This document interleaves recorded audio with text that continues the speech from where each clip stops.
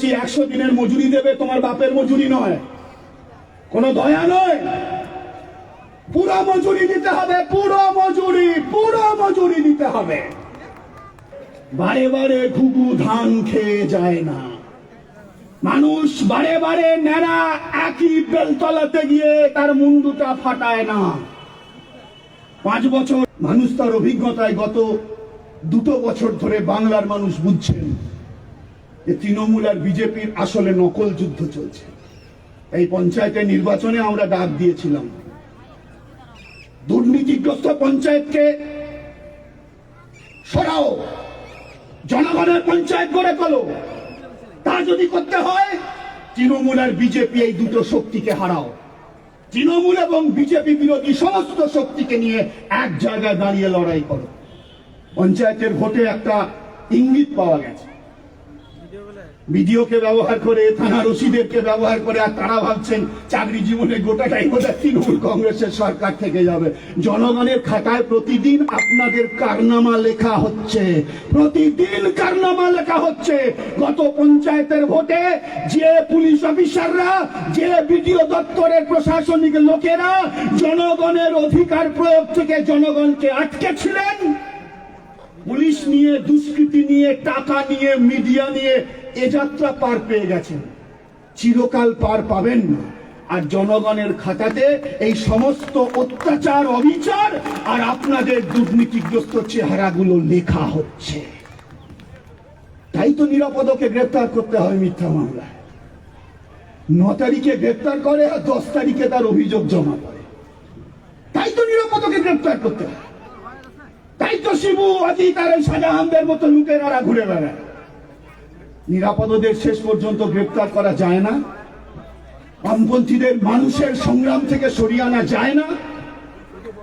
মানুষ তার অভিজ্ঞতার মধ্যে পঞ্চায়েতের ভোটে বুঝেছে, হিন্দু মুসলমান, আদিবাসী তফসিল সাধারণ, বাঙালি বিহারি, নারী পুরুষ, জওয়ান বয়স্ক সব মানুষ যদি এক জায়গায় জড়ো হয়ে তৃণমূল আর বিজেপির যে ভুল এজেন্ডা, জাতের নামে, ধর্মের নামে মানুষকে ভাগ করে দেওয়ার যে কাজ, তার বদলে আমি কৃষক, ফসল ফলিয়েছি, পাটের দাম নাই, ধানের দাম নাই, 100 দিনের মজুরি নাই।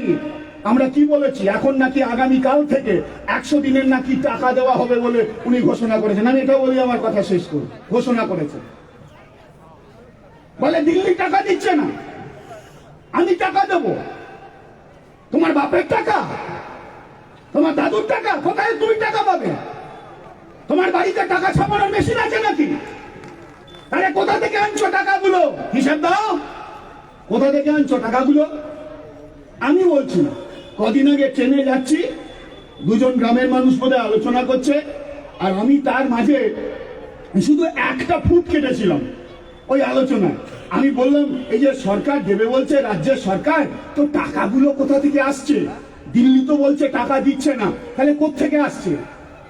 উল্টো দিকে বসে থাকা একটা জোয়ান ছেলে হট করে বলে উঠলো, দেবে না, এতগুলো যে টাকা সব চুরি করেছে, ওদিকে ইলেকট্রাল বন্ড বন্ধ হয়ে গেছে, এদিকে সব এত টাকা জোগাড় করেছে, এখন সেইখান থেকে লোককে টাকা দিয়ে দিচ্ছে। আমি জানি না, আমি বলতে পারবো না কোত্থেকে আসছে টাকা।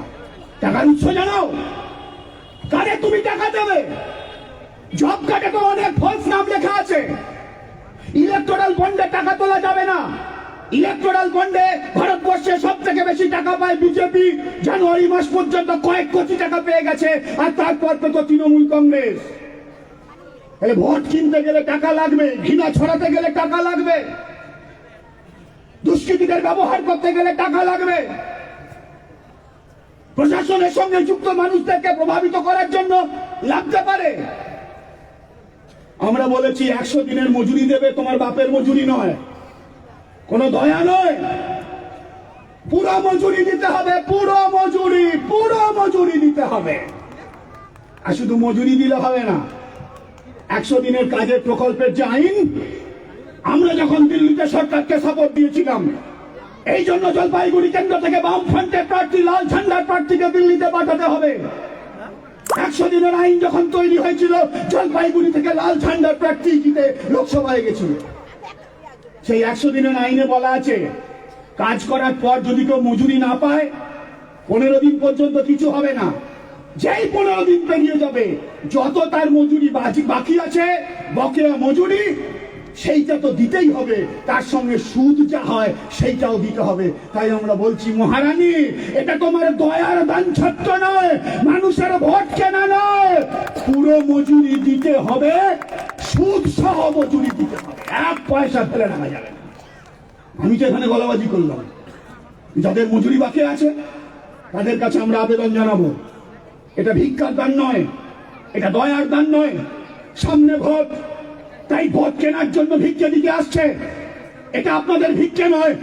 আপনারা গতর খাটিয়ে সম্পদ তৈরি করেছেন, 2 বছর আপনাদের মজুরি বাকি আছে, আপনারা দল বেঁধে পঞ্চায়েতে যান, বিডিও অফিসে যান, নিজের যে অধিকার সেই অধিকারটা বুঝে নেওয়ার জন্য যা করার সেই কাজ আপনারা করুন। এটা দয়ার দান নয়, এটা অধিকার। সব মজুরি দিতে হবে, সুদ সহ মজুরি দিতে হবে। এটা 1 নম্বর কথা। পরের কথাটা, কাকে তুমি মজুরি দেবে? তোমার দাদুর জমিদারি, যাকে মন যাবে তাকে দিয়ে দেবে, এবং এর মধ্য দিয়ে তোমাদের নির্বাচনের ফান্ড তৈরি করবে। কার কার মজুরি বাকি আছে, কত মজুরি বাকি আছে, তার তালিকা প্রকাশ করতে হবে। আর আপনাদের কাছে আমরা আবেদন করে তাদের বিরুদ্ধে ব্যবস্থা নিতে হবে। এ দায় শুধু মহারানীর নয়, এ দায় ওনারও। বিজেপি বলছে আমি টাকা দিচ্ছি না, কারণ পশ্চিমবাংলায় দুর্নীতি হয়েছে, সবাই জানে দুর্নীতি হয়েছে, আর ও বলছে টাকা দিচ্ছে না। মাস্টারমশাই কর্মচারীদের যে বেতন দিয়ে তা যাতে না পায়, মাস্টারমশাই কর্মচারীদের জনগণের টাকা দিয়ে বারে বারে কোর্টে যাচ্ছে, বারে বারে হাঁটছে, বারে বারে যাচ্ছে। আর 100 দিনের টাকার পাওনা দিল্লি যে দিচ্ছে না, তুমি যে বলছো, তুমি কেন কোর্টে মামলা করছো না? কারণ এই আইনে বলা আছে, গ্যারান্টি আইন, নিশ্চয়তা আইন, অন্য আইনের মতো আইন নয়, কঠিন আইন, গ্যারান্টি আইন। তাহলে দিল্লি যে টাকা দিচ্ছে না, তুমি কেন মামলা করছো না? যাই হোক কমরেড, বন্ধুগণ, মা বোনেরা, আমি আমার কথাকে আর বাড়াতে চাই না। কথাটা হলো এই, বারে বারে ঘুঘু ধান খেয়ে যায় না। মানুষ বারে বারে ন্যাড়া একই বেলতলাতে গিয়ে তার মুন্ডুটা ফাটায় না। 5 বছর আগে যে মানুষ মনে করেছিল তৃণমূলকে হারাতে গেলে বিজেপি লাগবে, বিজেপিকে আটকাতে গেলে তৃণমূল লাগবে, আজকে বাংলার সংখ্যাগরিষ্ঠ, সংখ্যালঘিষ্ঠ হিন্দু, মুসলমান, আদিবাসী, জনজাতি, নারী, পুরুষ, বাঙালি, বিহারি, বিশেষ করে তরুণ প্রজন্মের ছেলেমেয়েরা, তারা তাদের জীবনের অধিকারের জন্য এটা বুঝেছে তৃণমূল আর বিজেপির এই নাটককে ভাঙতেই হবে। পঞ্চায়েতের ভোটে মানুষ জান কবুল লড়াই করে বুঝিয়ে দিয়েছে ভাঙা সম্ভব, ভাঙা সম্ভব, ভাঙা সম্ভব। তাই আগামী নির্বাচনে যদি বিজেপিকে পরাস্ত করতে হয়, পশ্চিমবাংলায় তৃণমূলকে হারাতে হবে। এইখানে বলে কথা শেষ নয়। যদি দেশকে বাঁচাতে হয়, রাজ্যকে বাঁচাতে হয়, কাজের অধিকারকে বাঁচাতে হয়, সংসার চালানোর অবস্থাকে একটু ফেরাতে হয়, ঘরে ছেলে মেয়েরা বড় হলে কি করবে এই আশাকে যদি বাঁচিয়ে রাখতে হয়, বিজেপিকে হারাতে হবে, তৃণমূলকে হারাতে হবে, লাল ঝান্ডাকে জেতাতে হবে। সবাইকে অভিনন্দন।